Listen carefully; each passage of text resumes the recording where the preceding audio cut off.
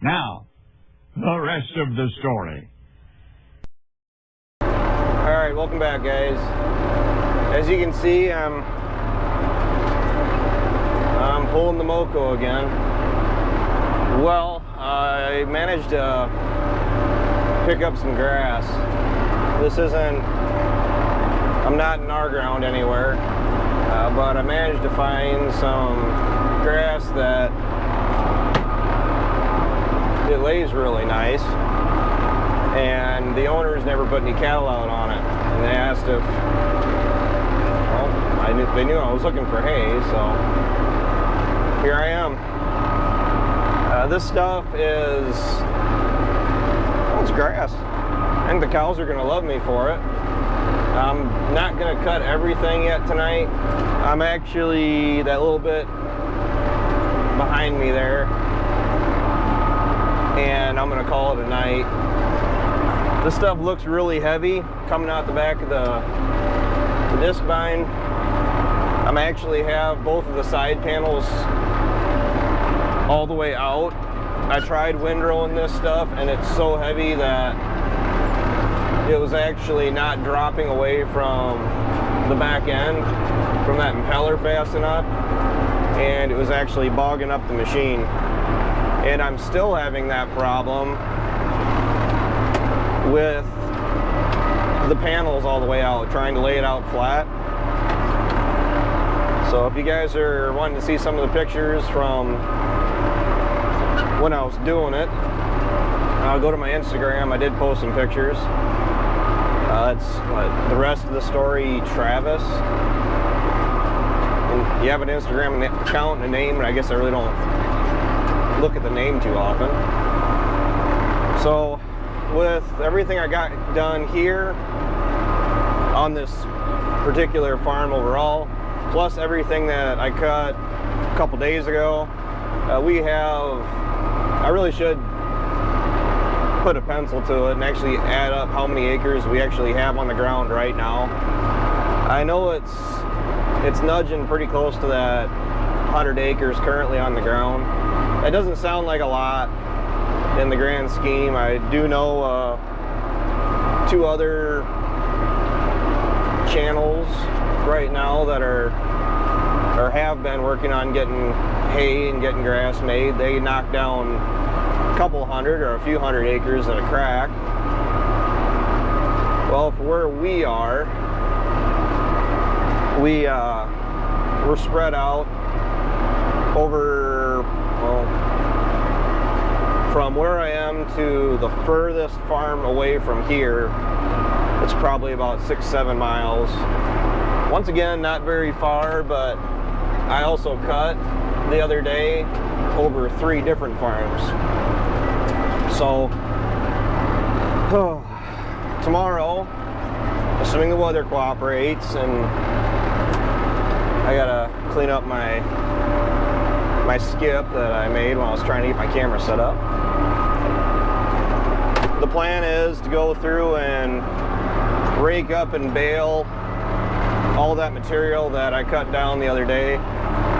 That's over 3 different farms. That's a combination of field ground, waterways, field ground again, and then some pasture, and then a bunch of tedious waterways. So I do know the teeth. I switched them over this morning before I started. They really didn't look that bad. I had a couple that looked a little rough. I do know after everything I've done today, I didn't hit any rocks or anything else like that. I did dig into the dirt a little bit earlier on in the day, which I was cringing at, but the blades, they need to be swapped out entirely, and I don't have enough to do it. So I got at least 1 full day of cutting left, maybe 2. The weather is being difficult, and then hopefully tomorrow we can go through and at least get everything that I just told you about baled up, hopefully put away. You know, all 3 of us are here between Dad, Ryan, and I, If we get 2 rakes running, which it currently sounds like that's the plan, Dad says that he went through and checked it all, it will go tomorrow. So if we run 2 rakes, get everything raked up in a timely manner, go out, start baling, Dad and Ryan can go through and start getting the stuff picked up and put inside right away, which would be great. That's trying to find the finish line for being done making hay for the year. Last year I think we were done making hay like the 5th of September. That will not be the case this year. For those of you that are wondering, today's the 2nd. I think it's the 2nd. So we're not doing too bad compared to last year, but all it takes is a week of rain and there you are in the middle of the month. It takes a couple bad days of cutting or just one random rain shower and there goes a couple days. The next thing you know, you're looking at the end of September and we're already fighting to get enough decent warm weather for the row crops to get finished out. And I'm not gonna lie, for how heavy this stuff is, I'm just a little worried about it actually getting dried down. It does look really fluffy and all that, but the earliest stuff that I cut, after it's been there for probably an hour and a half now, it's starting to settle, so it's really not quite as tall or quite as thick as it first appears when it's dropping out the back of the machine, because that impeller does just kind of throw it and fluff it. And the plan is probably not going to come back tomorrow.